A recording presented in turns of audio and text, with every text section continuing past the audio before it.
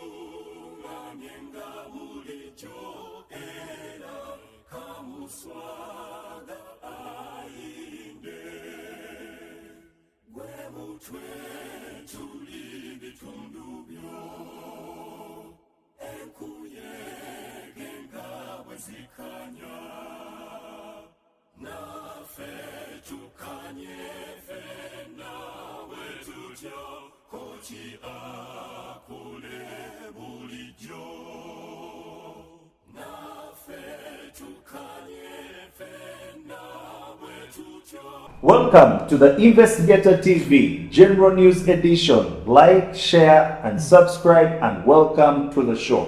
Olunaku lwa leero tugenda kubanga twogera ku the Ebola matrix. What are the real facts? Then two, the men Andrew Mwenda maze into Kadaga-Among Museveni witchcraft debacle. Like, share, subscribe, and welcome to the show. Philosopher, buuza kubatulaba. Yes, nja kwebaza abalabi baffe. Mwebale nnyo okuba nti mufollowinga Investigator, programs zaffe, n'okuba nti muteekamu ssente kintu kikulu nnyo, ate ne mbeebaza nti mutuwagidde ebbanga lyonna. Bukyanga tutandika okubeera ku Investigator, n'ebbanga lyamala mukyali bannaffe, mwafuuka family, tubasanga eyo ne mutubuuzaako kikulu nnyo. Wetulya kubanga tubaweereza yadde Senyiga naffe era singa tubadde mawanga agayina measures ez'amaanyi baali baddamu batututte kuba symptoms zetulaga kumpi zifaananira ddala eza Ebola, naye ekirungi Katonda yawa Abafirika ti resistance yaffe nneneko, naye nga weetuli ffenna embeera si nnungi naye tujja kuba tuweereza. Weewaawo mukulu Kasirye buuza kubatulaba.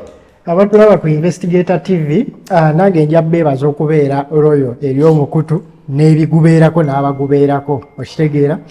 Fan base ya Investigator TV erina royo yaayo n'engeri egitambuzaamu.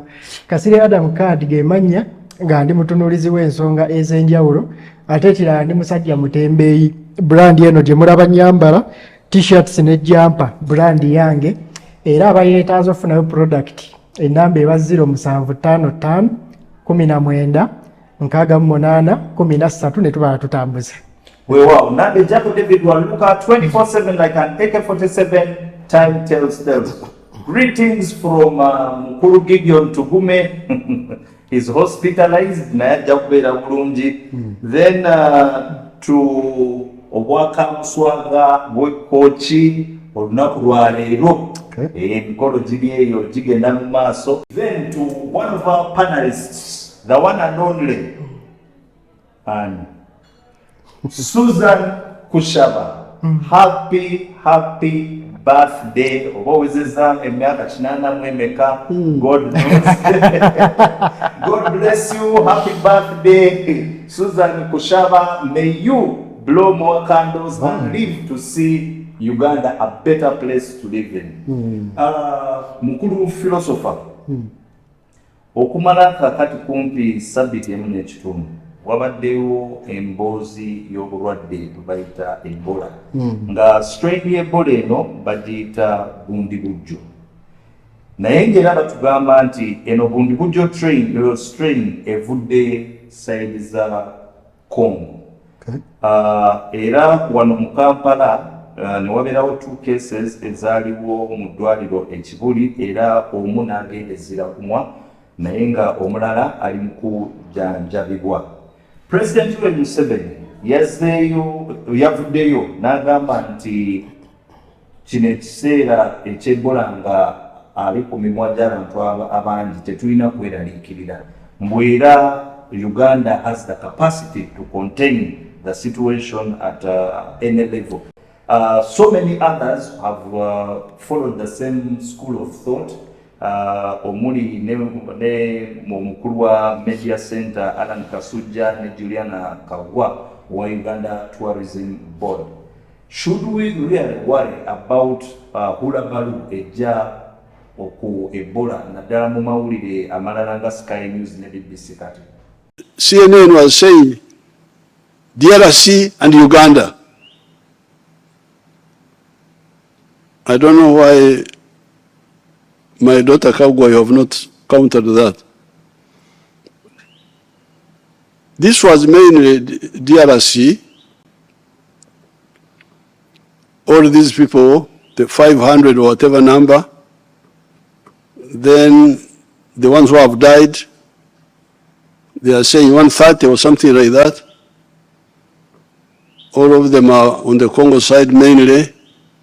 And then one who died here in the Chivuli hospital had come from Congo. And then another one who is, I think, sick in Nakasero. There are few people. So the correct description of the outbreak is that it is mainly in Congo, but with a few people who came from Congo who came here. Stop shaking hands. I normally don't like shaking hands, and this is a very good excuse. Now I just wave at you. Shaking hands for what? What do you want to do for me? Nkulavye Kimara. If you report Ebola are, it is treatable. Why? Because you counter the damages that Ebola causes to you. Because Ebola kills by, number one, high fever. High fever, which damages your organs. So therefore, the doctors can control the fever. Can control the fever if it is reported in time. Then vomiting and so on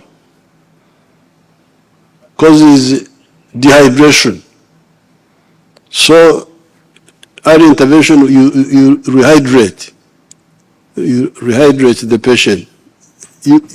Somebody who is infected can actually be treated by countering the effects of Ebola.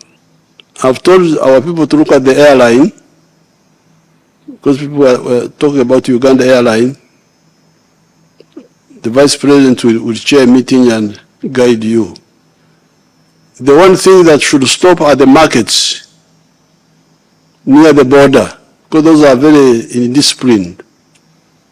I hear there was a big market in Toroko where the Ugandans and the Congolese were busy mixing up. Those should be suspended.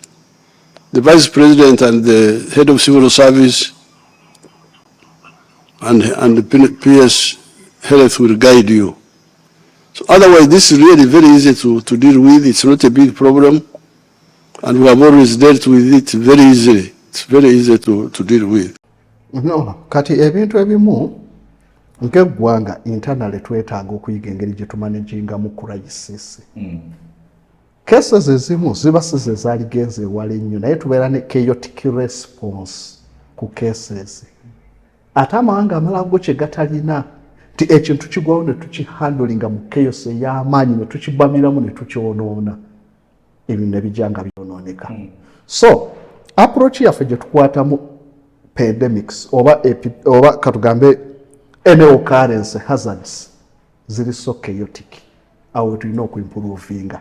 Ogeza otula kati ng'abantu abaafa ebuduuda ng'oli ku landslide essaawa eno okuva ekyo kyonna kyaliwo tetuddanga kufuna approach gye tusobola kukozesa singa ekintu kyekimu kiddawo naye nga kiri twakiraba ne tutayigira ku ekyo ne tubatwala gye twabatwala nga wootunuulira bye basanze eri ne gye bava ggulu eno geyeena baamaliza bazzeeyo era gye bali era with time ojja kulaba kijja kuddamu kyedomole awo tetwayiga tuddemu tupakuke basindikeyo pdf nga bamaze okufa. So nkulaga enkwata gye tukwatamu ebintu byaffe.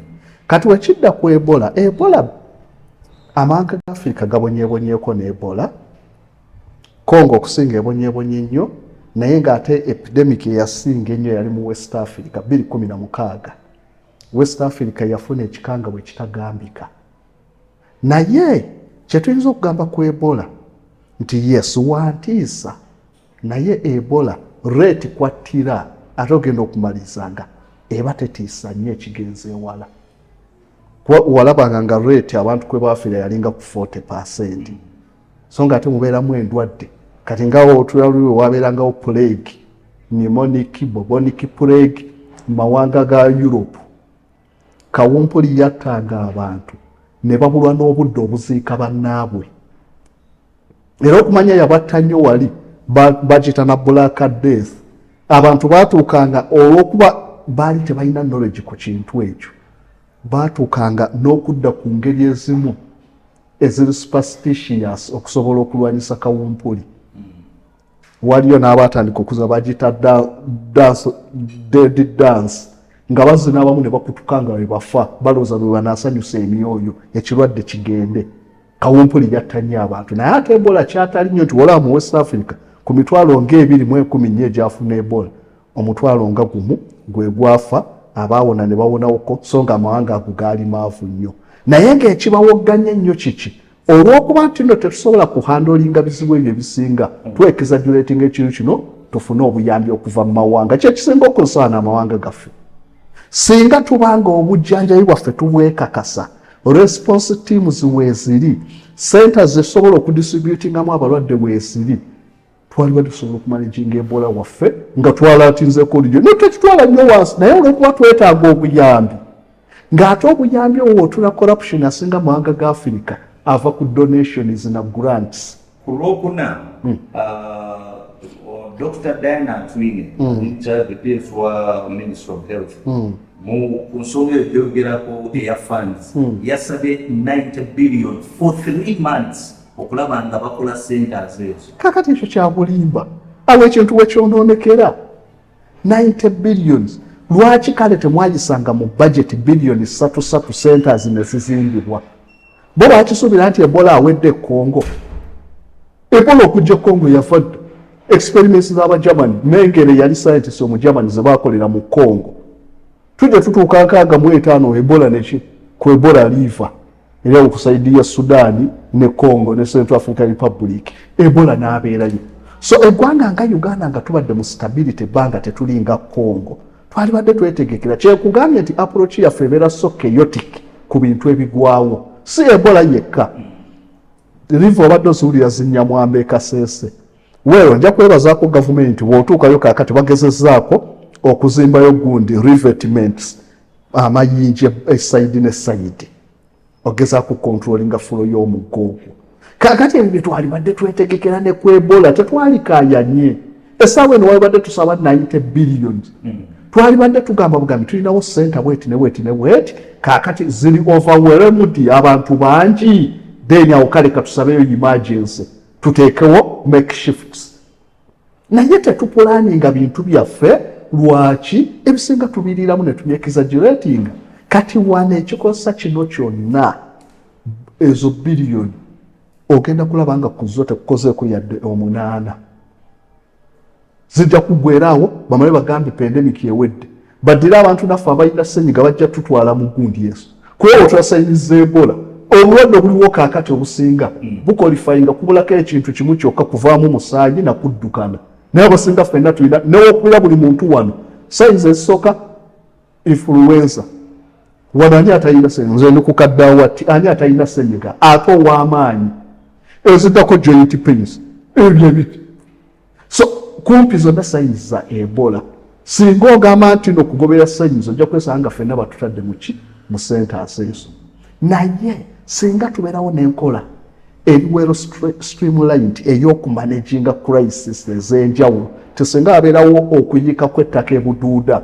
abantu twagezaako okutunula ekitundu ne tukisaveeyinga wa abantu we basobola okuwonera nti we zibanga mu nsozi ebbulukyeke yewasinga abantu mugende nga mulime ziwera saanya kuba otula ebuduuda enkuba y'ebuduuda saawa 6 weetonnya relief rainfall abantu bayo bakimanyi nti kati saawa ezo etonnya mubencourage nga abali mu nsozi ewala bagende kulimangayo bulimi bajje mubateerewo settlements eziri protected basigaleyo mu mbeera yaabwe naye nga mubakoze eki mubateeredde ebisobola okukola ki okupreventinga rate y'okufa obutaba nnene mumanaginga abantu ebyo byonna twatereera tulinda kimala okuddamu tugugumuke kati kyekimu ne Ebola tumanyi tetujja kumusanga nnyo kuva ku booda ya Kenya wabula tujja kumusanga nnyo ku booda yaki ya Uganda ne Congo twalibadde twamanaginga good centers zetusobola okuteekamu abantu ate si ku border area ne tuleba okucontaminatinga nnyo kuba cases ezisinga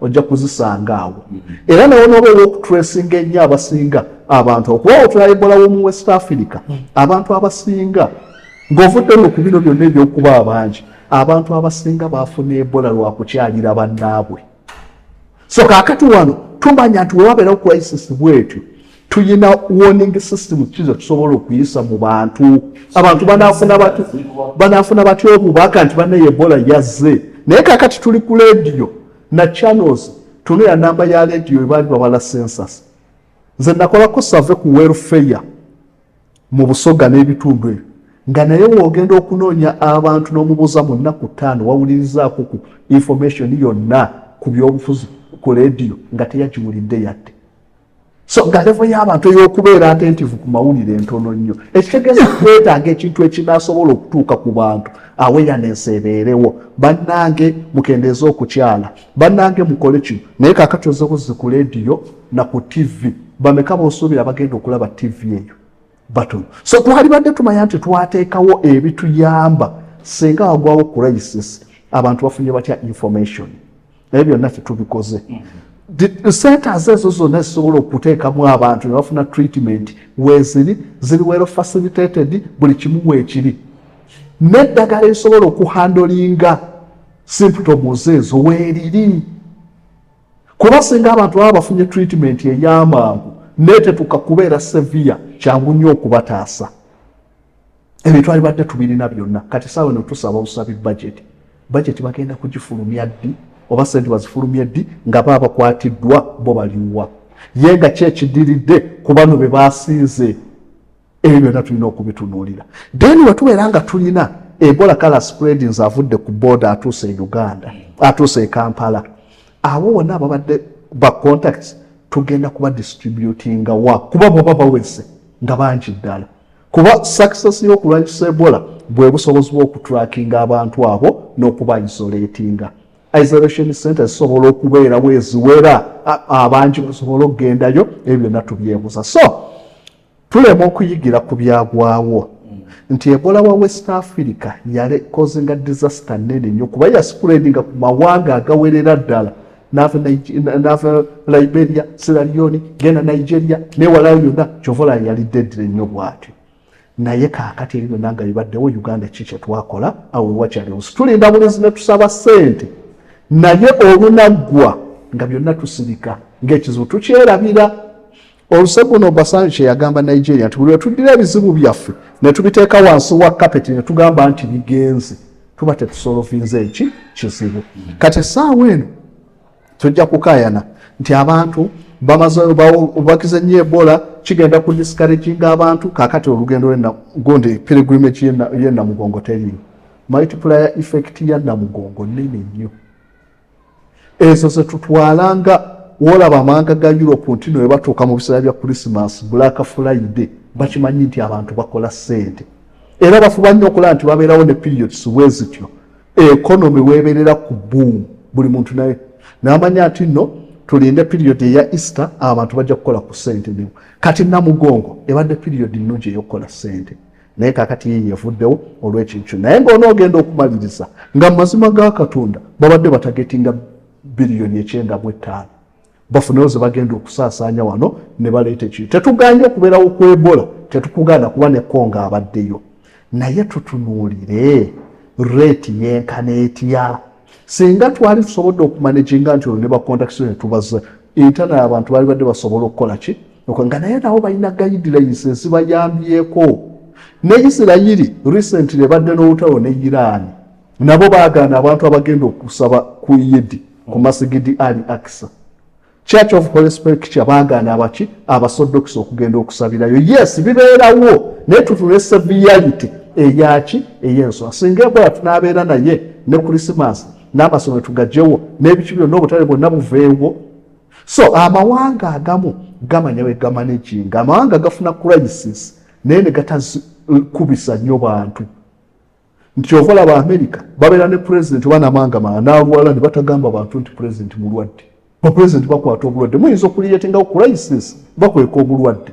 Naye singa tuba tulina obusobozi obumanaginga ebizibu byaffe twebadde tutwexaggeratinga nnyo. Kaakati okuddamu okumatiza ba tourist okujja mu Queen Elizabeth Makishoni 4 kijja kutwala ebbanga nga bakyekengera ekizibu ky'Ebola. So singa tumumanaginga nga tumanyi tukozesa ssente ze tulinawo tumanaginga ekintu kino nga tetuinfulatinze embeera kuba wawulira nga musabye 90 billion omanyirawo nti ensi yonna yafa layini eyo yonna kuva bundi bujjo kugenda kutuuka Koboko omanyirawo nti bonna baafadde abaggwawo olwa ssente zimusabye. So singa tugamba nti we twayisa ssente ministry ya health yafuna kino na kino tukozese ezo tunoonye eddagala ki lisobola okutaasa ku muntu owa ssenyiga, tunoonye eddagala ki lisobola okutaasa joint pains n'ebirala byonna tumanagingese crisis erabika ng'eteri nnene.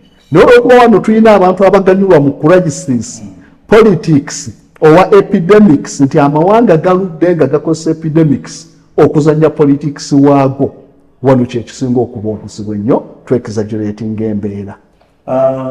Mwami Kasirye, you are a practitioner wa tourism n'ebintu ebigenderako, the sundries that come with it. President Museveni yavuddeyo n'agamba nti the situation is not as bad as many people think. Now criticizing news networks ezimu eziri international era n'awa examples. Gwe abeera mu business ngeyo eya tourism, the effect should be, you must be already feeling it. However, okuva Dr. Kuya bwe yafa nga agezaako kutaasa abantu balwadde b'Ebola, hasn't Uganda learned any lessons, and why is it all the time nga Mukulu Kasozi gy'agambye nti at the end of the day it encompasses about the money? Abannayuganda abazungu ababbi ate basiru kuva dde obugagga bwabo babuzimbidde kubba, bateekenga advantage yaabo abatamanyi bintu bwe bikolebwa bo ne bajja ne bastaginga ne babba. Nina omuntu gwe nali ngamba ne mugamba mu nsi ebitabo ebitukuvu buli kye bitugaana ate kye kigaggawaza. Ne mbuga ebitabo ebitukuvu bitugamba tobbanga. Mbulira enzikirizeemu n'eggwanga ery'amaanyi nga mu bugagga bwalyo temuli mu foundation y'ebyo bye babba mu Afirika, amataka, amafuta, gorodi n'ebirala. Nenga mbulira enzikirizeemu ey'amaanyi engagga mu nsi nga mu foundation y'obugagga bwayo temuli bye yabba mu Afirika, ababba amataka, ababba gorodi, ababba ki. Olina nga nti enzikiriza ezimu baazigabira ne mubuuza baazigabirirawa, ng'era naye akujuliza nti baazigabirira mu Berlin conference nti ne babasitula ne babatwala eri batemeeteme ettaka lyammwe, kwani atwala kino ani atwala kiri, naye ng'ate mmwe bannyiniryo. Ne bakwata natural resources zammwe ne bazituuma amannya gaabo, zi Maxon Falls zonna, zireke Victoria, zi Queen Elizabeth National Park, biki kubanga twali tetumanyi then. Ne bakwata enzikirizayo ne bakulaga nti enzikirizayo ya kizikiza nnyo. Ndaba ne bannayuganda ababeera ku gundi okwo nga bagamba nedda omanyize ekitanjagaza bintu bya lubaale taggwa jjajja n'akusaba embuzi enkya n'akusaba ente luli n'akusaba kino omubuuza nenne gwe nabuuza ne mugamba ekimu eky'ekkumi olina bwoko mu kiwaayo oba osigala okiwaayo obulamu bwo bwonna kyawukanirawa ne lubaale olina lwolekeraawo okusaba mu nzikiriza eyo gy'olimu eri modani kyawukanirawa na kino byonna tebiggwa yenna gwokkiririzaamu osigala ovunnama gyali n'omusaba obulamu bwo bwonna kubanga buli lukya guidance oba ogikola ki kati baabo babadde bakutambula bigere paka namugongo okitegedde oba ogyetaaga n'okutambuza ebigere paka namugongo tekuggwanga okitegeera naye aba yakukulandingira ekikyo n'akulaga nti kibine nga bitambulira mu ki mu buufu bwe bumu bw'otunuulira kalazi ez'enzikiriza ne kalazi eza lubaale zonna zitegeeza ebintu bye bimu bw'otunuulira obulombolombo obukolebwa nti wano oba oyingira ojjamu engatto wano oba oyingira weeyozaako bwoti ne bwoti bw'oba oyagala kino kikole ofukamira wano bwoti ne bwoti bye bimu fundamental z'enzikiriza zezimu naye lyajja n'abrandinga eyiye n'akulaga nti eyiyo ki eyiyo mbi kakati gwe kasita obeera trapped n'okwatibwa mwaka akatiba otuuka ekiseera ng'ebiri ewuwo ebibi obiraba naye ng'ate ebiri eri ebikwafekiti nga tobiraba tudde ku kyebola olwaleero nze ndowooza eno skimu yakubba ng'obubbi obwo bulimu World Health Organization obubbi obwo nga bulimu zi CNN nga patina obubbi obwo nga bulimu zi BBC kubanga babadde World Health Organization kumpi eruzinze relevance era wewulira we bagamba nti Ebola atandise bonna kye beekwasanga President Trump okuva yayimiriza USAID kyekigenda okuvaako embeera eno okutambula they are looking at money lwakuba bazungu beebrandingira mu kitiibwa beebrandingira mu kuba nti bo batereevu they are thieves babbi okitegedde lwaki batandikirawo complaininga ku kya state eza USAID abagoberera USAID ng'eyuzibwa mwalaba emivuyo egyali mu USAID ne ssente ezaateekebwanga mu USAID ng'ebyaddala teri ggwanga lisobola zinnyonnyolera kitegeeza abanene basobola okuba nga bayisanga bajeti zaabwe nga bakolera mu money laundering scheme yaabwe yagwa ebimu ku byesitasobola kuvunaana Trump kwe kujjawo USAID omukulu abadde agamba nti ekimu ku bituziŋŋamiza tuwa buyambi why do they keep giving us kubanga bayisaamu byabwe genda ogenderera abagagga abazungu bonna ab'amaanyi balina charity organizations si zakugaba buyambi zakuuma bugagga nga tebuliiko misolo nti Melinda Gates Foundation sente zonna zekozesa teziri taxed okitegedde ekola byonna byeyagala nti osobola okukwata obugagga bonna obukwekaawo amataka geeguzaza foundation tegaba taxed bwegula ekizimbe nga kya foundation tekibaako misolo bwekola ekintu kyonna nga kiri foundation based tekibaako misolo they are thieves looking for money naye ati the cost of wife abasiru abatasobola communicatinga better abatasobola kuyimirira ku magulu baffe kugamba nti newaffe tekikola ki tekiriiyo kakati World Health Organization ngegera ku matya ng'etandika Ebola aliwa Ebola ali Congo walabye kye baakoze bakutte abantu ababiri ndowooza balwalira Congo nga kuliko omutuuze wa America walabye engeri gye bamututte Germany nga bamutadde bikanisita byonna media zikwata ne batuuka ku kisaawe bafuuyira bakolaga nti ekiri okufa okulyeri kirabika abantu batambula bakunkumuka ku kkubo embwezo munansoni babala ba investigate ffe bali mu kututtattana effort zonna ze tuteekamu mu kulanga tourism industry zaffe zikule nga bo balinga abatalina bizibu balina ebizibu ebitta abantu baabwe bayitirivu abo Gun violence ali mu America tubala there people dying tekidiscourage tebakikosaako nga discouragement y'abalambuzi genda waapa okitegera tebalina makulu just bategera branding na kutambuza information okitegera kati byonna wabirabye ng'engeri gye babikola nga bakulaga nti ne ku nnyonyi kuteekeddwa bbaka abakwata batuuse ku kisaawe abasajja babaddanga taawotaawo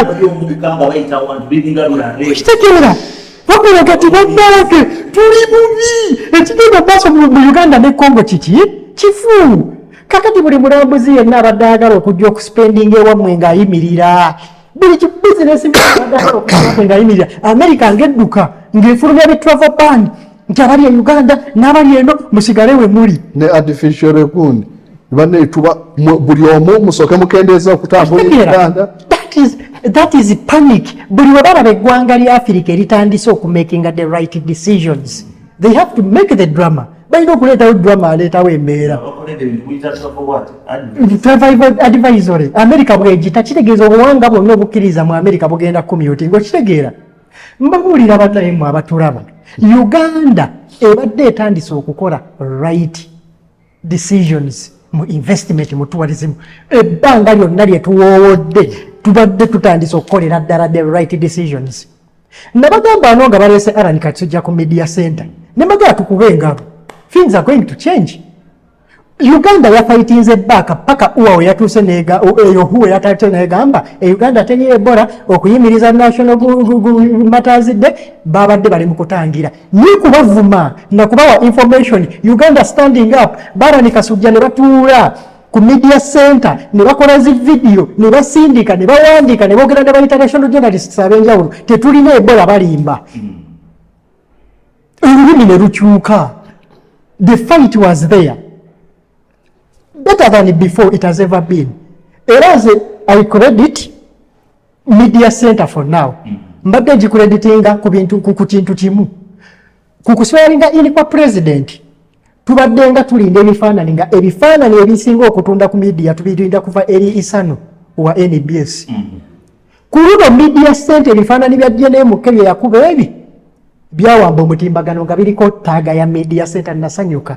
Siba kuba nti nina obuzibu ku NBS naye eggwanga liteekeddwa okubanga n'ebitongole byalyo biri represented because the government is the richest person mu ggwanga obeera otya nga gwalina substandard work nekuli mu media center atulaga nti we are preparing ndowooza olwokubaka Alan alina background mu photography kati batandise okuhayalinga nalabye studios bali mu kuzimba abantu abaagala okukola content that matters media center ne studios nga zitegeerekeka ne podium eyo bagikyuse nti Minister are communicating on behalf of the nation nenga ina ya kaliba ko rutimbe bali nga butufu bitunulira lugamba okay is the minister it is official but it is dirty according to egwanga boli subira they are improving on all that era tubaye credit yabo Uganda yalingeita ministry of foreign affairs yatandika okuwa commissions oba embassies za affairs enjawulo sente zibenga ziranga Uganda as an option to a destination. Emabega kawo UPDF yakungaanya military attaches bonna ababeera ku zembasi ne bajje n'abenkizo ne batuuza mu rumu emu ne bayita Amosi Wakesa ajja abasomese how best they can represent the Ugandan tourism industry nga gye babeera deployed. Those are smart decisions. Ositegeera nga bitandise okuvaamu omuki omulamwa embassies z'enjawulo ziri mu collaborating ne Rwenzori Marathon. Tanzania ya collaborating nabo ne bagenda ku Kiri Marathon booth nebeerawo ng'eriko Rwenzori Marathon and Foreign Affairs Ministry baranga abantu bajja okudduka marathon bwe bajja okumanyira nti eriyo Queen Elizabeth National Park bwe bajja okumanyira nti eriyo Rwenzori Mountain bwe bajja okumanyira nti eriyo Greater Lakes ezenjawulo mu Kasese. South African mission nekola kyekimu olwaleero Wakesa ali Canada mission ye Canada nayo yakoze kyekimu Ottawa Marathon nekwata Rwenzori Marathon ya Uganda ne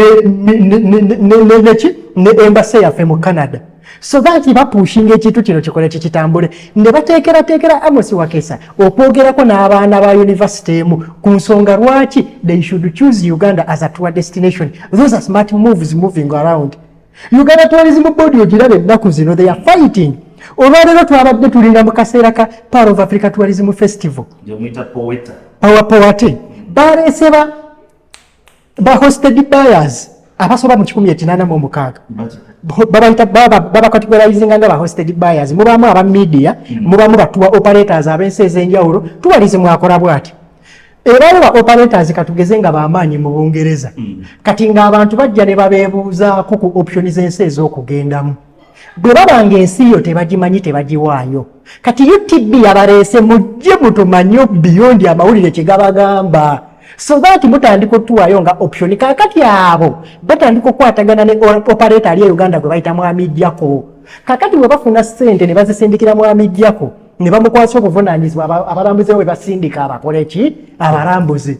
Uganda yalwawo kikola kampani ebadde ekikola ebadde egi Great Lake Safaris eya Wakesa nga yeegendera n'atula mu kiiko as an individual company naye ng'akugamba tekimala government need to put in effort kubanga government ewulirizibwa nnyo era eweebwa respect okusinga omuntu omu okitegeera so kati naye era yino ogiraba nti government naye badde etandise okikola. Tulina Abatanzania baabadde muno nga babatambuze yonna mu Maxon Falls na biki nga bakola content mu Luswahili bamusindika waabwe boogera ku Uganda kuba waliwo mission eriwe y'okukwata East Africa nga bagiranga nga block emu gwali Uganda olina kulanga zonna owe Tanzania aranga zonna owe Kenya aranga zonna so lati omulambuzi wajja tusobola omukwata enteegateego okumala omwezi gwaffe gumu owe Kenya bwamuvaamu n'amupassing e Uganda owe Uganda n'amupassing e Kenya ne bamupassing e Rwanda sente ne zisigala mu block okitegeera era nyo twabadde ku powate mu paneemu akulira abantu operators mu Tanzania yatugamba there is no reason to compete. Uganda terina nsonga lwaki competing ne Tanzania lwaki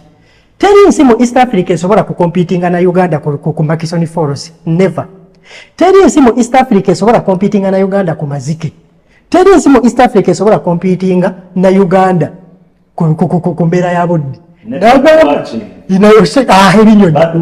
yes nenagamba teri nsi mu East Africa esobola kuvuganya na Tanzania Serengeti animal gonde wild beast ngasema manipulating yes nga zitambula nagamba teri nsi mu East Africa buli omu n'ayogera ekiriwo taka we need to move together as a block nebigamba nga abantu ti Ministry of Foreign Affairs yakitandika ng'ekwata batu operators nga 10 aga ne batwale Kenya bayige Kenya bwe mara nesitula abe Kenya bajje bayige Uganda because we are pushing as a block we are making smart decisions bafara ne batuleyo ne batuddiza Ebola muyizo kitunuulira wano but the bigger picture is we are discussing an oil refinery, East African oil refinery.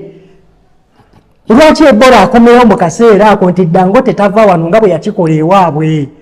We are discussing a refinery, we have the resource. Twagala kutandika kukola mafuta gaffe. That is financial independence tebateri akyagala. Yensonga lwaki baatulekera obulwadde baatulekera enzikiriza n'ebyobuzikiriza bitatukwatako. There is a lot at play tutali mu kulaba. We need to fight back as African countries.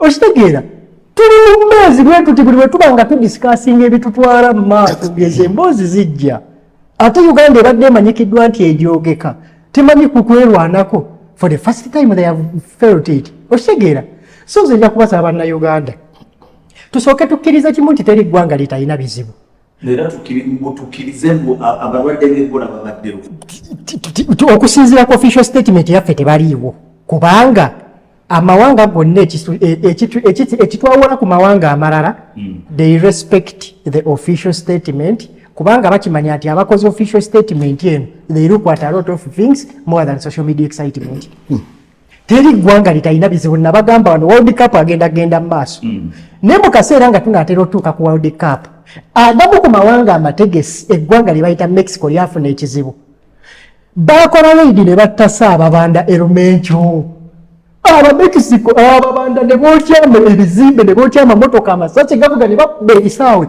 Mexico erwana okwetereza nga bwekakasa omuntu nti World Cup agenda kubeera ate kijja kuba secure by the time bino bigenda okukakkana ng'emaze okweterezera wawuliddeko ekikyuka nti World Cup anaavaayo nga kikyuka kiti wawulirako twava advisories ez'amaalo teziriiyo ibasonga bakimanyirira eggwanga lyayiga okwerwanako they know how to fight the media the words war and the propaganda bamutegeera so bati bababeerako eyo mbeera buli mwaka bafuna abalambuzi abakwata mu miliyoni ana kwambuka naye batusinga ki Middle East ebadde ngefuna abalambuzi abayitirivu naye batusinga ki bategeera ati w'ebintu we bitambula kyova olaba amawanga ogasanga mu Uganda gyojja okusanga nga buli wootuuka osobola otunuzawo kamera genda e Rwanda buli wamu otunuzeewo kamera bakuba ebinnyo wano mabega wano tubadde mu lutalo lwa Middle East abaana ba Uganda abakyamuukirivu bakwatanga ekikopola kikubi ano ne bateekayo obusajja ne bufulumya singa toli munnamawulire ng'ekyakuleeta muno si mawulire ne tusanga vidiyo y'ekikopola kigudde nawe oba togisindise naye ng'ogirina mu ssimu tugenda kukuba fayini ya bukadde 10 atodde n'ewammwe ne babateekako embeera lwaki bateekeddwa okuprotectinga kyonna ekizaasigalawo ng'olutalo luwedde batandikireko bazimbe tebasobola kutandika kuzimba ng'eggwanga lya buli woonaalikebero lyalaba miseegwa na biki it discourages tourism olutalo lwaliyo oba terwaliyo lwaki balina okukontrolinga ekyo okugenda mu maaso America nga maliriza ekoni yatugamba tulina okutandika okulibrandinga Africa negaba nsonga bw'otunuulira abantu yali ageraageranya ku lutalo lwa Afghanistan ng'ageraageranya abantu bali ku bantu abafiira mu gun violence mu Chicago n'akubuuza naye lwaki tubiraba bw'oteekamu bw'oti pozi ng'oli specific kyonoonya abasajja ne bakeera ku makya ne bakola ne Hollywood namba to drive their propaganda abantu omanyi bantu bameka abatunze ebyabo ogenda mu America nga basinzira ku firimu za Hollywood ogenda omubuuza years later n'agamba olaba ekituufu kiri nti nja kutoba nebye nalaba mu firimu ya Hollywood ku ground birala waliwo ekivubuka ekyali kyewanaawo nga kigamba ne bannaye ku firimu ze ndakalaba ndowooza mu New York sisobola kubuula street ku street nga yabirabiraawo kitegera Hollywood is a propaganda machine. Government egiteekamu ssente ezaddala nabagamba wegenda olabe firimu ngazi mulimu firimu ebatakikweka firimu ngazi Black Hawk Down na biti ne bakolaga nti Pentagon ye yateekamu firimu za intelligence okulaga nti buli akoze omusango bamukwata baziteekamu ssente CIA investinga ssente mu baba ne budget ya firimu yes bazimbe confidence yoti mu America oli kyakoze kyonna balina omukwata naye nga baziba misango lwaki balina wanted list bwe baba nga buli akoze bamukwata nga kuliko n'abantu abaluddeko ebbanga nibo kuba confidence amawanga galwana okutunda confidence teri ggwanga litalina bizibu naye batuuka ne bagamba ebizibu bino ngenda maliza n'ekintu ekisobola okukwata ku bantu direct mu nsi muno w'obanga oyagala bakuwa ekitiibwa ne bw'oba oli mwavu togenda mu meeting ya family level ng'oddugalanga n'empale enjulifu mbolokuba oyagala okulaga embeerayo buli omu agenda kwewala ali mu mbeera embi omuntu tebamuwa buyambi wa bwetaagira ebiseera ebisinga abantu bwe bakuweera obuyambi oba tobwetaaga simawe baali okigenderedde nti olwaleero nnyinza okuba nga nina kye neetaaga nga teri asobola kinyamba naye waliwo levo kosobola okutuuka ate ebyo ne bityanga bingi the same thing kye nanoonya ateri akimparoli kakati buli woyagala okutunda eggwanga lyo ng'olitundira mu buyinike teri agenda kuwa matu mu miitingi y'ekika ow'empale enjulifu eddugala tateesa eriyo kaganda kakasobola okujja ne kesimati nga ne keekwasa essimu eyakabi ne kayimirirawo buli obutamanyiwa watuufu we kagwa bakawa amatu kayinza omaliza akayina ne gwe kabbyawo ez'amangu empaya abiri awo ngenda gakudiza bundi transaction ziganye ng'abiri agafaanana ne bagamuwa nga ge galina omuzzi e Kampala n'ayitamu naye nga gwe yazembu mu buyinike oyagala bakusaasire teri asaasira ali mu buyinike bagenda kukuba bukubitteko ddeeri tulekerawo okutunda eggwanga lyaffe nga tulowooza bwe tulitundira mu nnaku bano atuwa respect bajje gye tulina edda teri ayamba muyinike bayamba muntu alwanye kyovula bakugamba nti ffe muzeeyi waffe omugenzi yatugambanga nti mu bulamu bw'ensi onoonyanga ekintu kimu ekitandikirwako noonyayo ka bizinesi naye kaba kakuwa omutwalo nga kakokuwa buli nnaku eyo cash flow oba ogirina kakati zojja mu ka bizinesi ako gula essaati ennungi ogyambale gula empale ennungi ogyambale gula engatta ennungi ogyambale gula akaweewo okeekube kati olyoka otandika okunoonya obulamu obuddako kubanga obugagga tebabusonda bateega buteege naye tosobola kutuula mu kkubo lya sseete ng'olabika buli omu aba akuyisaako amaaso make sure nti oli mu mbeera bwe basobola okukuteerako amaaso n'okuwa opportunity bw'oneetundira mu buyinike teri ayamba muyinike teri agala tandika muntu kyovula babbanka zonna bwe baba banaakuwola olina okuba ng'otandiseeko ne batunuulira ati at least eyayi ebaddewo ng'ekola emitwalo 10 olunaku bwe tugiwayo ssente bwe ziti n'ekola 2 n'etuwaako bwe ziti tosobola genda ne baganja ga kutandika yaya nga tolinaawo wadde evvu ne bakuwa tetutunda ggwanga lyaffe mu buyinike teri ggwanga litalina bizibu packaging matters nga tuvudde ku Ebola philosopher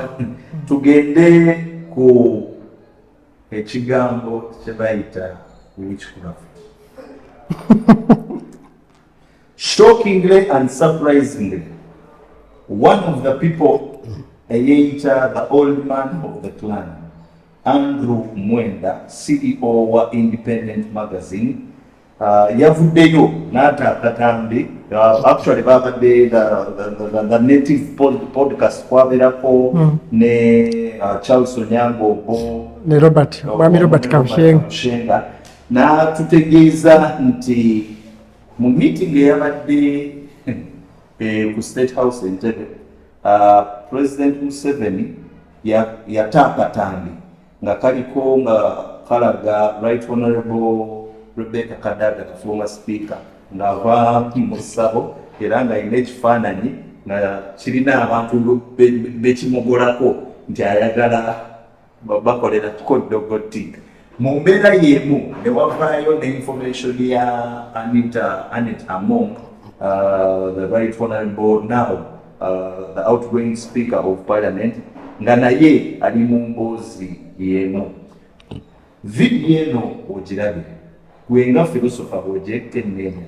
What is Andrew Mwenda trying to drive? Anyway, engeri gye wabadde wa pulezidenti kubaffe batera tugamba nti abaavu ababiri bwe wamiitinga ew'omugagga okukyala kufuuka eddwaniro.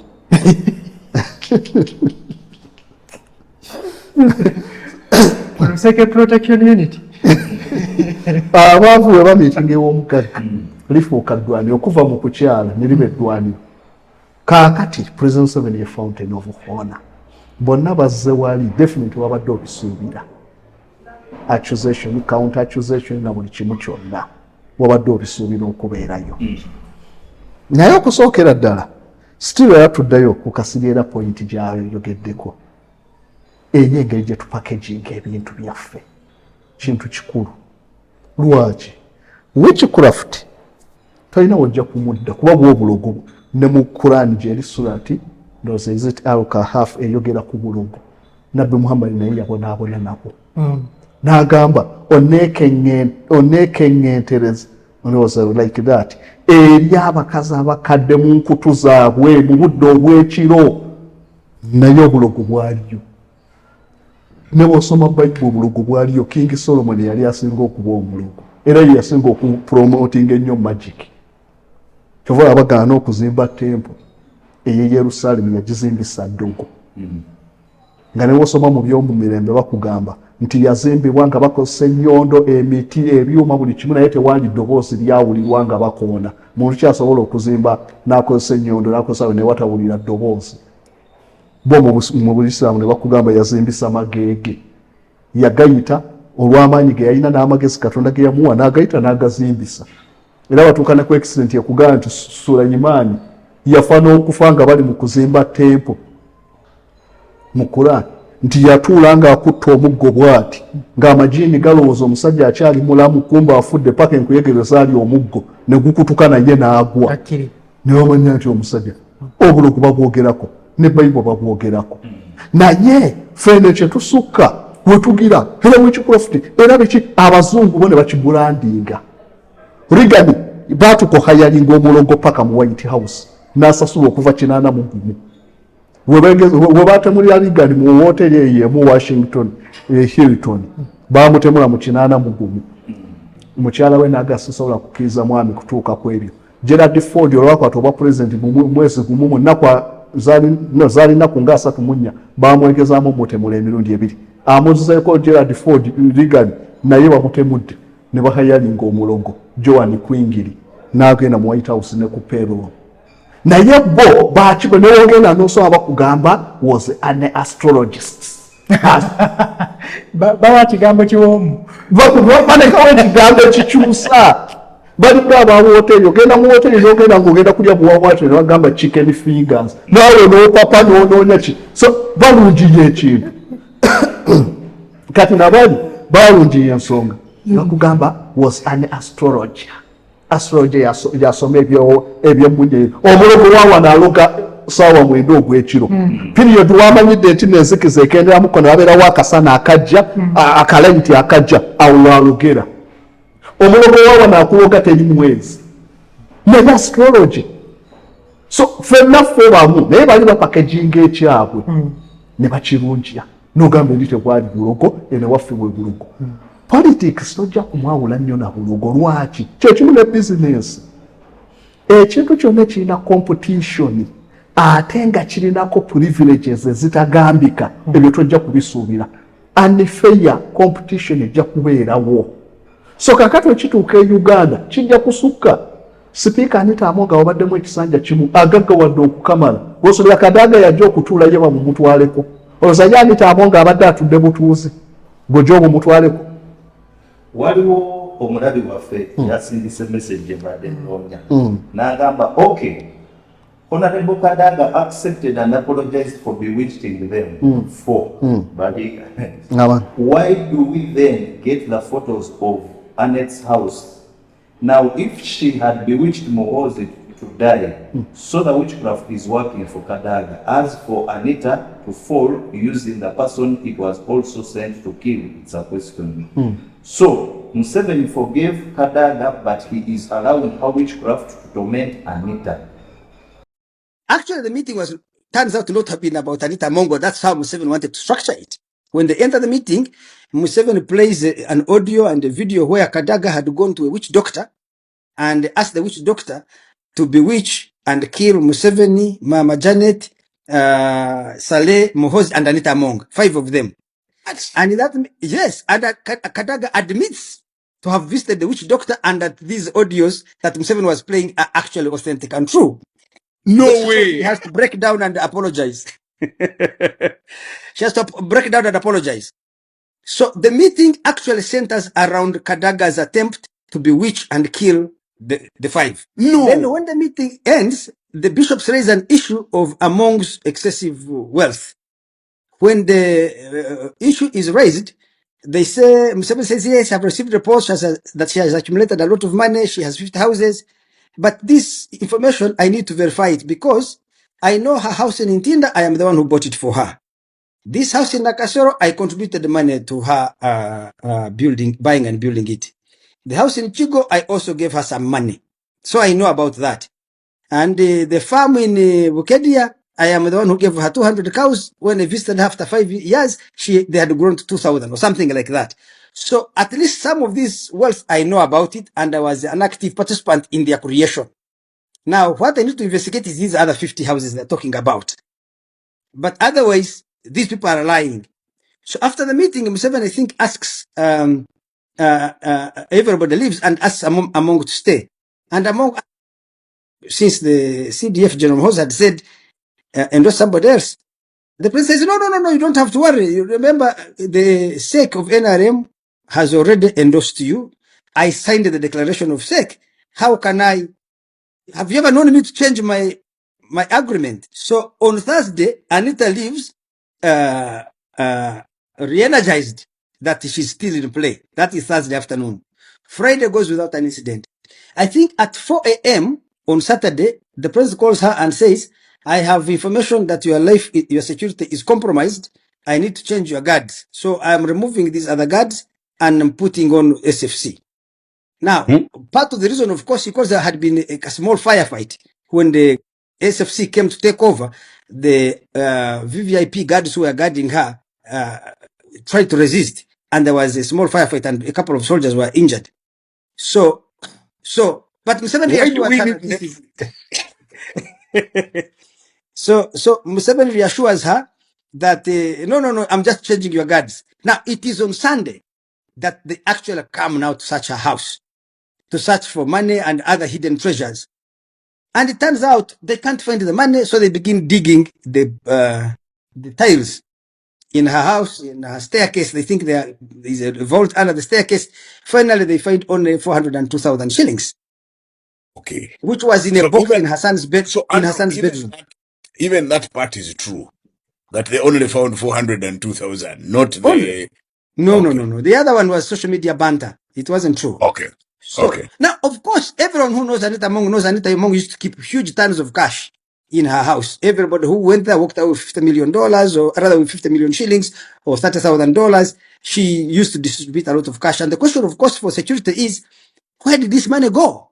Did she have such a highly sophisticated vault that she could have pressed the button and some place in the house opens? And because you come Sheng, if we search your house, maybe we may find $1 million, at least mine. You may find maybe you may find about 6 million or something. I have to keep some cash at home in case anything happens. I can't go to the bank and I can't use mobile money. So I am inclined to believe that how could it be that they did not find a lot of money at Anita Among's house? That is what has defied my thinking.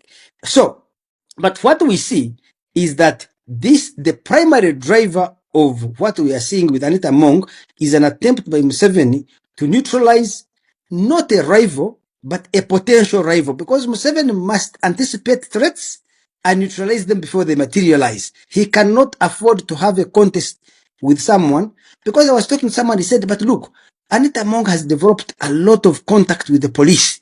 She's the one who chairs the appointments committee that approves the appointments. And who knows if she has not yet started making inroads with soldiers. You may find she has reached out some commanders and she has compromised them and you not know. So if anything happened and Museveni was not there, people's loyalties may change. And in that context, you may find you don't even have commanders underneath you. So this is a potential beast that needs to be slain in time before her teeth are ripe enough to act. I think that is the fundamental of what has happened. Mwenda's narrative, if you could ask the panel, who is it working for? Narrative eya Mwenda ejja kuba working for Anita Among nze ku bwe nalabyemu kuba akulaga nti no okulwana Anita Among Kadaga yennyini oba agezaako okwonoona saidi ya Kadaga kuba Kadaga yali mu meeting eyo nga bwe tulaba politician yali senior era ali knowledgeable ku parliament weekola ki bwetambula so kitegeeza Kadaga wanayita information yonna bajja kuba bamaze already okudistortinga gundi discernment President Museveni kwasa yuba namugamba nti oli already mulogo yali agezaako n'okubatta baade bagezaako okulaba nti bapushinga President Museveni okusaidinga wesi Anita Among so nsuubira Andrew Mwenda ku ngeri yenna gye yabadde ajjanga alungiya byonna ebya Anita Among yabadde azze okugezaako okutaasa Anita Among kwe kujjayo n'ekyo ekyobulogo naye Kadaga lwakuba maybe ndowooza ali so genuine kuba wewe kawe nali wakanidde okukamala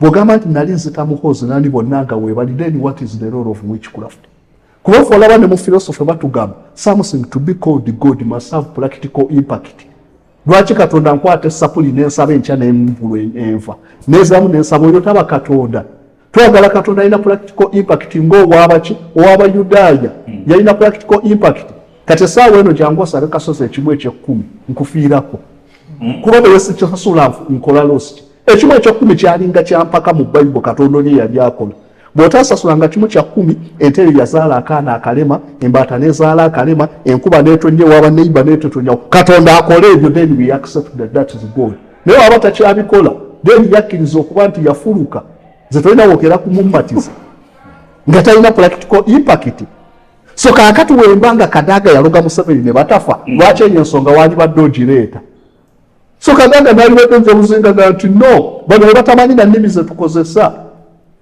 okufa nze nali basabira mukisa ku lwonna bwe kyangambikola ndi yafudde ku bonna then witchcraft obeera ogyogerako ki so bino ebintu kyenja okukulaga nti one witchcraft yakolebwa lwaki unhealthy competition unless nga tutaddewo equity eri abantu tujja kendeza ku bintu ebyo ne tukendeza ne ku badeni z'abantu ebintu ebyo bijja kendeza ne tujjawo n'ebintu ebimu ebiri profitable ennyo nti oluyingirayo ofunda ssente abantu bonna buli ewabeera ekintu ekifuna ojja kusuubira buli omu okuyingirawo akose minutes zonna ezimuyamba okukola ki okutuuka so wekibanga Kadaga aloga Among lwaki teyaloga balala bali ku bifo birala lwaki yaloga ono ekitegeezaawo wewafuna tufune engeri gye tukendeezaako kufuna okweri associated n'ebifo ebyo tujja kukendeeza bino byonna witchcraft eyali Kenya ku mulembe gwa Moi yali tegambika Moi akwata obuyinza 78 Moi baasanga olw'okuba abakalenjini baali be balina ebifo ebisinga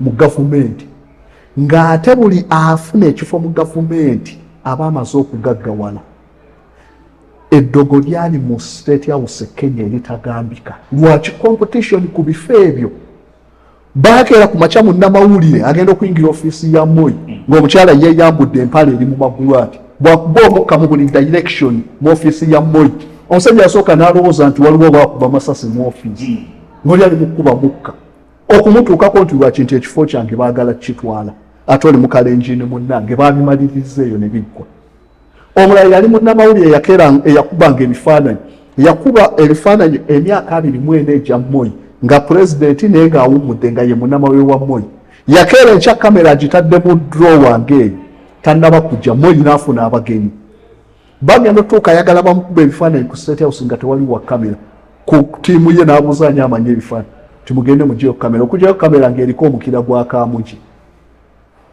competition woyingira mu kifo ekyo ne bakuwa okukwata ku kamera oli aba afudde so bino byonna ekibireeta ki titwale mu okuteekawo equal opportunity nti Kasozi woba oyagala okulinnya mu gavumenti osobola okulinnya ng'oyise ku busobozi bwo ne tuteekawo nti omuntu oyina kulinnyayo lwa influence ate ne tulema okuteekawo system ey'okusasula abantu oba okufuna mu gavumenti eri feya nti amawanga agasinga bwe baba basasula MP minisita batunulira cost of living erinnya etya era cost of living yeviirako ne minimum wage eno ey'abalala okulinnya wano ewaffe osanga nga PS minisita w'ebifo ebimu ali mu miliyoni 6 kaakati tosuubira abantu nti bajja kumuleka atayaaye mirembe bajja kubaloga so issue ey'okuloga yalibadde edda ebbali netutagyekwasa nnyo kuba practical impact yaakwo tejja kulabika nnyo kuginnyonnyola muntu era wano tekyali eso wabula babadde baagala okujustifyinga ne Anita Abongo okumuwawe out ti mu butuufu omukazi ono bamulwana ebyobugagga bamulwana n'ebirala bamulwana era oyo yennyini yamulwana ne basooka basikiza maama Rebecca Kadaga era n'amala ne yeetonda ekitegeeza nekibeera nti no wanaabeerawo reasoning tokyasobola ku reasoninga nnyo olwo ne bamaze okuggyako fault naye nga witchcraft tuleme kugyekwasa nnyo efuuka ensonga tudde ku kituufu tunoonye wa ewali obuzibu ffe mu Africa batugamba nti witchcraft is a poor man's insurance omugagga wateera abaana be mu Jubilee insurance ow'omwavu abeeramu irisi naffe tunoonya obutandativu abatalina ssente gwe omu wamugulira emmotoka nze owange ne musala emisale emmotoka weena eri mukulukulu yaŋŋamba twali tulina emboozi gye tunyumya ye n'agamba nti yakkiriza winning is more spiritual than physical. Winning is more spiritual than physical. than physical. Era yenna ayetaaga obuyinza abutabalira bukasirise agenda okujja mu bantu nga kyalina okuba kyasaliddwawo mu kasirise naga newotunuulira bitabo by'abazungu ebyenzikiriza Dawudi obuyinza bwe bwasalwawo ng'ali mu ttale yekka mu ndiga ng'omutonzi we gyasobola okwogerera naye agenda okujja ebyo byonna byayitamu nga kyasalwawo muki kyasalwawo mu ttale okitegeera abantu abanoonya obukulembeze n'obuyinza obwaddala tebabunoonyeza eno mu bantu bangi era kyobola nze nina school of thought eyange majority tesalangawooko ani anaakulembera ggwanga okitegeera the influential minority but what makes that minority influential okitegeera ebimu biba supernatural nga tetubitegeera paka olwaleero oyinza okumbuza how can President Museveni entertain that President Museveni tayinza kutuula mu ttebe eyo bbanga lyagituuliddemu lyokka ng'ali ku mmundu yokka na ssente era agira n'akujjukiza nti muchwezi of all things abatwezi obamanyiiko ki nakujjukiza lutamaguzi we baleeta enkoko we bakola ki wanaakulaga ng'ebitali yo yatakkirizanga nnyo naye nga wali yakulaga nti yabikkiriza abatwezi they are one of the most spiritual beings on earth ebyali bibaddewo very spiritual tebayabaga abaabula bubuzi abatwezi okumanya their level of spirituality was extreme ne mu byaffe eno byonna nno n'endala zonna ze tulina waliwo level kwe baba bw'ogenda okunoonyereza n'okusoma n'okwe-entertaininga n'ebintu ebyo kitegeera kati oli waaba akulaga nti abakkiririzaamu nnyo kitegeeza is spiritually aware President Museveni ebintu byakola bisukka ku abnormal human brain erowooleza ku by'okunsi ng'atunuulira byansi okitegeera kitegeeza is extremely spiritual kati ye bw'obireeta ebyo ow'amaaro eno eno waffe bannambalo gye gajja kugaa biki ebyo ye nga ye akimanyi nti obuyinza buli collection of many things yajja kutunuulira gyakiwa thought okitegedde kuba ye tomanyi ye naye kikikola ki ye kimukuuma tomanyi lwaki byonna after Jesus Christ na biki asigala akujjukiza nti ye muchwezi okitegeera n'akulaga n'okukulaga nti alina obulombolombo bw'akyakulembeza paka nakati ensi nga ntunda nti ente za Muzeeyi Amos Kaguta ebintu ebimu bisukka kubeera ebisolo ebintu ebimu bisukka kubeera ennimiro ebintu ebimu bisukka kubeera emirimu eriyo family ezimu ng'ekizibonyabonya nga basuula omulimu gwe bateekeddwa okukola spiritually nga they have to find that so the president is very much aware bwe tubanga naffe tusobola okukola research owaffe ne tubaako bye tumanya how about the fountain of honor mu ggwanga ababakulembera ababasinga buli kimu kuba obukulembeze babutwaza maanyi teri mufere ayinza kukulimba mbu asinga President Museveni obufere teri muyaaya ayinza kukulimba nti asinga President Museveni obuyaaya teri mulogo ayinza kukusinga nti asinga President Museveni magic taliyo ara alina okubanga buli omu amusinga buli kimu okusabumitinga gyali golowooza abantu tebaki bantu bameka abayinza okubanga bageza mu President Museveni tugende tumuloge tulabe golowooza tebaliyo babulayo mu Afirika wano lwaki tagwa because atuuka ekiseera nga ebisinga byonna byenkampasiza bimasterings okitegeera kakati President Museveni is a very tricky man.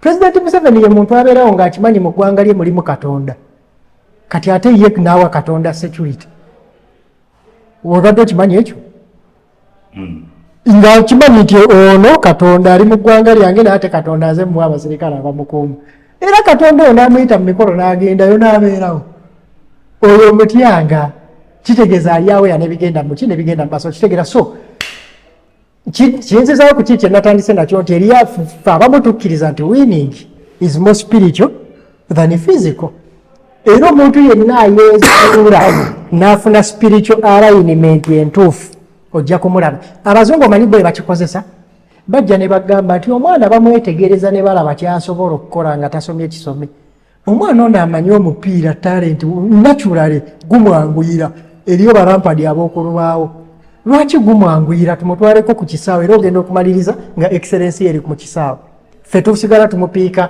SST English gipiranira bongo Canadian prairies obwongo tubuzunza tubuze no tubuze eri bali ne bagamba alimu embara y'omupiira that is a spiritual alignment era osobola okwekanga mu lunyiriri lwabo waliwo omuntu eyasambanga omupiira nga yeyaddira muje ne bagamba naye omwana ono ffe twalinanga omwana ku ssomero munyumyako nnyo Franka Kibirige nga musomesa waaba dictatinga notes alina okubaako gwatunulamu amukuppi awandiike byayagala okuwandiika naye nga Frank essomero lyonna bwe lizikira amasannyalaze ne bwe gaba tebamanyi wawe ekivudde gwe bazuukusa student n'agenda n'akinoonya n'akitereeza n'akirectifyinga mama yali abeerere mu kirombe ng'alina ebizigo mingi okimanyi emizigo gy'omu kirombe ewegiti amasannyalaze ng'egigatambulamu obuwaya nga basobola omunoona mu kisulo ng'amasannyalaze geekyanze ku mizigo naye nga gwe banonye ffe bwe tutuula naye mu kiraasi tasobola nakuyimirira kusoma bye yawandiise naye ng'ekikwatagana n'amasannyalaze ng'oli omwana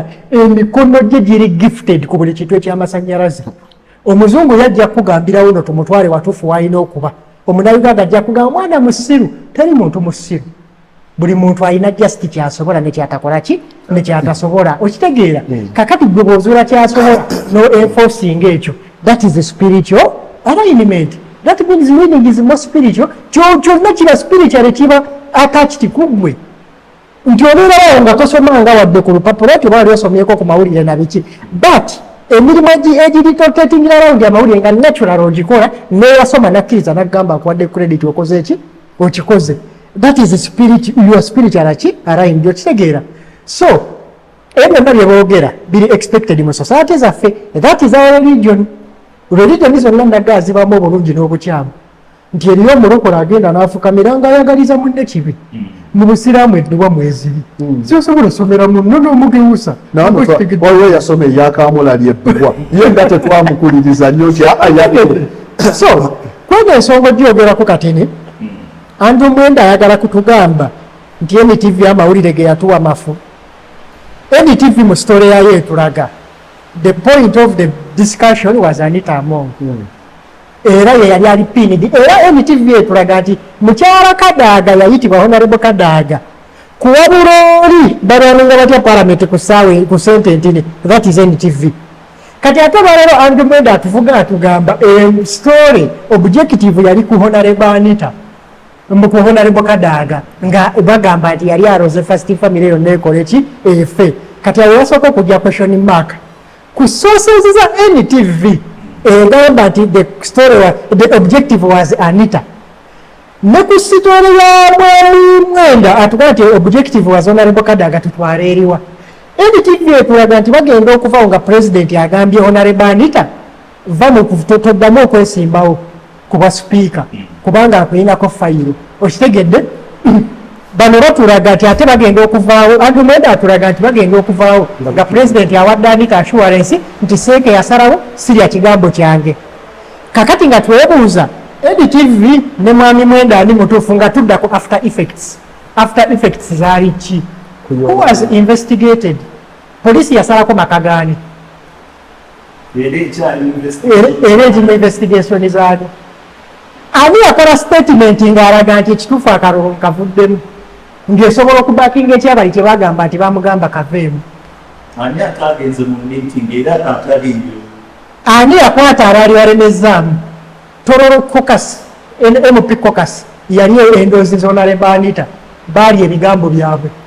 Honorable Justin Nammere yali awo endoozi nga Honorable Anita yali ebigambo bye. What was the objective? Who is true? Andrew Mwenda or NTV?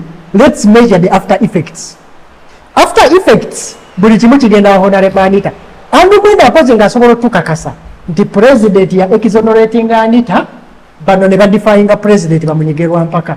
Era bano ne banyiga Honorable Anita ne bamutuusa n'okuwandiika nti tagenda kwesimbawo n'okuba nti mu second meeting teyabadde wakirani yawandiise ebbaluwa. NTV etulaga nti ono bamuteekako restrain ez'okuba nga tatambula.